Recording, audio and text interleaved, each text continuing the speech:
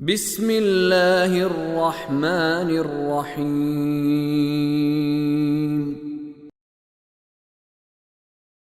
وَكَذَلِكَ جَعَلْنَا لِكُلِّ نَبِيٍّ عَدُوًّا شَيَاطِينَ الْإِنسِ وَالْجِنِّ يُوحِي بَعْضُهُمْ إِلَى بَعْضٍ زُخْرُفَ الْقَوْلِ غُرُورًا وَلَوْ شَاءَ رَبُّكَ مَا فَعَلُوهُ فَذَرْهُمْ وَمَا يَفْتَرُونَ۔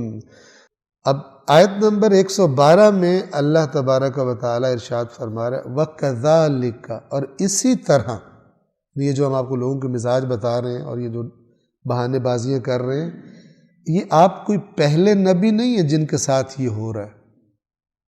اسی مزاج کے لوگوں کو ہم نے ہر نبی کا دشمن بنایا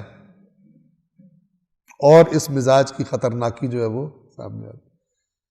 وَكَذَلِكَ جَعَلْنَا لِكُلِّ نَبِيٍّ، اور اسی طرح ہم نے ہر نبی کے لیے قرار دیا، بنا دیا، لِنَبِيٍّ عَدُوًّا شَيَاطِينَ الْإِنسِ وَالْجِنِّ، ہم نے ہر نبی کے لیے انسانوں اور جنوں کو دشمن قرار دیا ہے، انسانوں اور جنوں کے شیاطین کو، من الجنۃ والناس، اللہ نے شیطانوں کی 2 قسمیں بتائی۔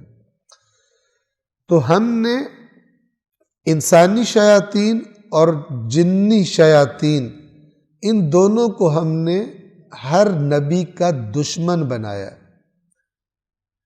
ٹھیک ہے؟ یعنی یہ اس مزاج کے لوگ یہ انبیاء کے مخالف ہوتے ہیں۔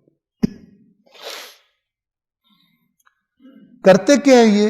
یوحی بعضهم الی بعض زخرف القول غرورا، جو ایک دوسرے کو فریب کے طور پر چمک دمک والی باتوں کے، انہوں نے ترجمہ کیا وسوسہ ڈالتے ہیں۔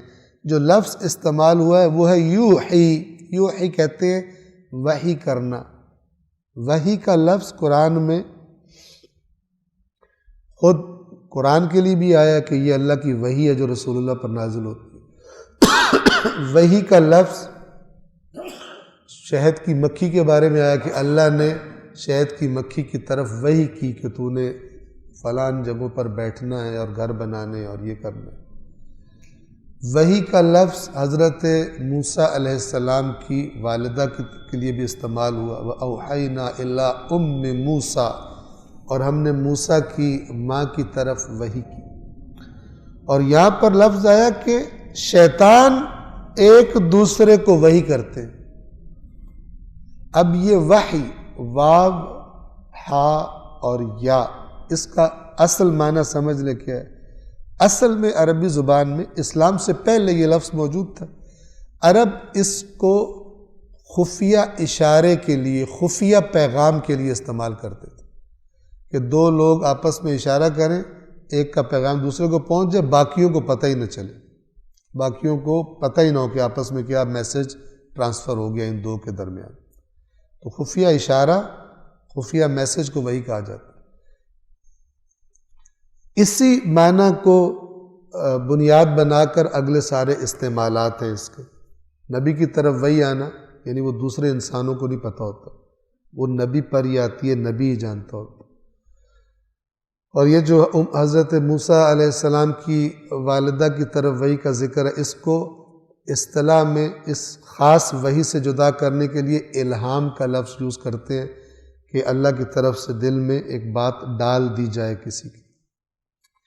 جو شہد کی مکھی کے لیے استعمال ہوا اسے کہتے ہیں وہ ہدایت کہ جو اللہ نے، آج کے لفظوں میں کہوں کہ جو اس کے اندر سافٹ ویئر انسٹال کر دیا، یہ کرنا ہے، یہ کرنا ہے، یہ کرنا ہے، ایک کمپیوٹر جیسے وہ کرتا رہتا ہے۔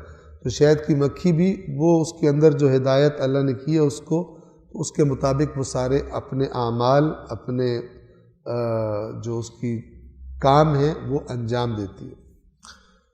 تو ان سب میں وہ معنی موجود ہے کہ وہ پیغام کہ جو بھیجنے والا اور جس کو بھیجا جا رہا ہے اس کو، ان کو معلوم ہے، باقیوں کو اس کی خبر اس طرح سے نہیں ہے۔ تو شیاطین بھی خفیہ پیغامات کے ذریعے ایک دوسرے کو کیا کرتے ہیں؟ کمیونیکیٹ کرتے ہیں۔ اس کے لیے بھی لفظ وحی استعمال ہوا۔ اور یہ ایک بڑا وسیع ٹاپک ہے، بڑا اس پر ریسرچ کی جانی چاہیے کہ مثلا آج کے شیاطین آپس میں کیسے کمیونیکیٹ کرتے، یعنی شیطان کے چیلے کہ جو ہر مذہب کے لباس میں موجود ہیں، مسیحیت میں موجود ہیں، یہودیت میں موجود ہیں، مسلمانوں میں موجود ہیں، اہل سنت میں موجود ہیں، شیعوں میں موجود ہیں، ہو ہی نہیں سکتا کہ شیطان کے چیلے موجود نہ ہوں، ٹھیک ہے؟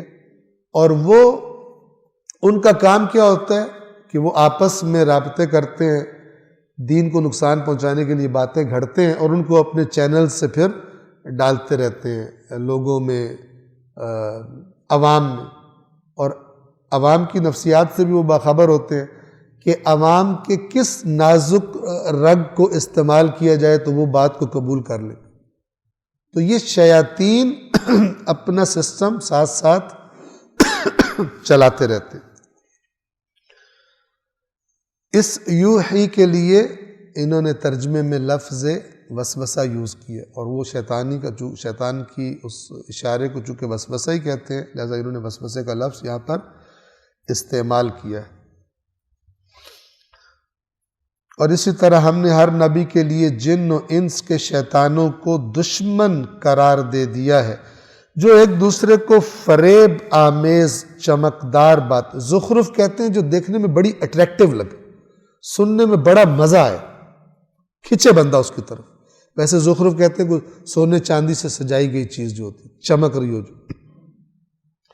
اور یہاں کا زخرف القول یعنی وہ زخرف کے جو بات کا زخرف ہے، قول کا زخرف ہے، اتنے میٹھے اور اتنے زبردست چٹپٹے انداز میں بات کرتا ہے کہ ساری محفل اپنے دل نکال کے باہر رکھ دیتی ہے۔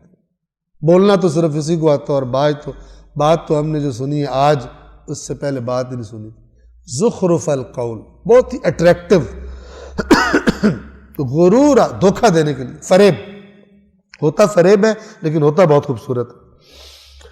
وَلَوْ شَاءَ رَبُّكَ مَا فَعَلُوهُ، اور اے رسول اگر آپ کا رب چاہتا تو یہ کام نہ کرتے یہ، لیکن آپ کے رب کا نظام آزمائش، اس کا تقاضا یہ ہے کہ اچھوں کو بروں کو دونوں کو اختیار و آزادی ہو اپنے کام کرنے کی، ورنہ اگر آپ کا رب چاہتا تو ان کی جرت نہیں تھی کہ یہ کچھ کر سکتے۔ وَلَوْ شَاءَ رَبُّكَ مَا فَعَلُوهُ، اور اگر آپ کا رب چاہتا تو یہ ایسا نہ کر سکتے۔ فَذَرْهُمْ، بس آپ چھوڑ دیجئے ان کو، وَمَا يَفْتَرُونَ، اور جو گھڑ رہے ہیں باتیں چھوڑ دیجئے، پھر ان کا حساب میں خود کروں گا۔